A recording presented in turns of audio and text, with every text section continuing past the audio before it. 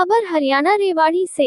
सहकारिता अंजान स्वास्थ्य अभियांत्रिकी मंत्री डॉक्टर बनवारी लाल ने शीतकालीन सत्र में विपक्ष को सवाल पूछने की दी चुनौती। कहा, सरकार है पूरी तरह से तैयार, विपक्ष के सभी प्रश्नों का दिया जाएगा उत्तर। केंद्र व प्रदेश सरकार ने किया चहुमुखी विकास, विपक्ष का काम सरकार की आलोचना करना। अभय सिंह चौटाला द्वारा शीतकालीन सत्र को समय की बर्बादी कहने के सवाल पर कहा, एडवाइजरी बोर्ड करती है कितने दिन का हो सत्र, अहम है शीतकालीन सत्र। उत्तराखंड में मजदूरों को बाहर निकालने के बाद विपक्ष द्वारा राजनीति करने के सवाल पर कहा, विपक्ष को ऐसे मुद्दे पर नहीं करनी चाहिए राजनीति। केंद्र व राज्य सरकार के एजेंसी की सहायता से मजदूरों को निकाला गया बाहर, विपक्ष का काम आलोचना केवल करना। विकसित भारत संकल्प यात्रा में कर रहे थे शिरकत। बावल उपमंडल के गांव खेड़ा मुरार यात्रा का हुआ शुभारंभ। इस मौके पर भाजपा महिला मोर्चा जिला अध्यक्ष डॉ कविता गुप्ता ने भी अपनी टीम के साथ कार्यक्रम में भाग लिया। डॉक्टर कविता गुप्ता के साथ सुमन चौहान, दीपा भारद्वाज, हेमलता तंवर, पुष्पा बद्धराना, सीमा रानी, कैलाश देवी आदि मौजूद रहे। हरियाणा रेवाड़ी से आदर्श शर्मा की रिपोर्ट, न्यूज़ AVP से। भारत को 2047 तक विकसित राष्ट्र बनाने के सपने को साकार करेंगे। समृद्ध विरासत पर गर्व करेंगे और देश की रक्षा करने वालों का सम्मान करेंगे। नागरिक होने में जय हिंद। आज विकसित भारत संकल्प यात्रा का शुभारंभ हुआ और इस प्रोग्राम में सभी हमारे सरकारी अधिकारी, DC साहब, SP साहब, सभी जिले के अधिकारी शामिल हुए और हमारे जो गांव के लोग थे वो भी आसपास के लोग शामिल हुए।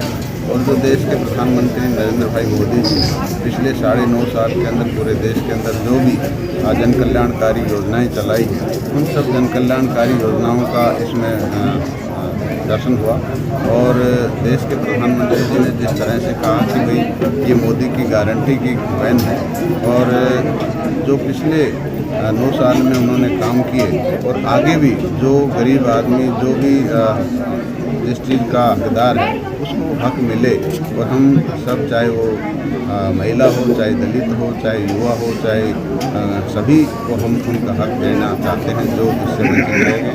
इस तरह का संदेश देश के प्रधानमंत्री नरेंद्र भाई मोदी। कुछ लोगों की पेंशन भी बनाई गई यहाँ पर। आज मौके पर एक बच्चा 8 साल का था जिसके माँ और बाप नहीं थे, उसकी दादी थी, तो उसकी दादी ने एक अनुरोध किया कि मेरे बच्चे का, पोते का पेंशन नहीं बन रही, तो उसकी तुरंत हमने बनवाई है।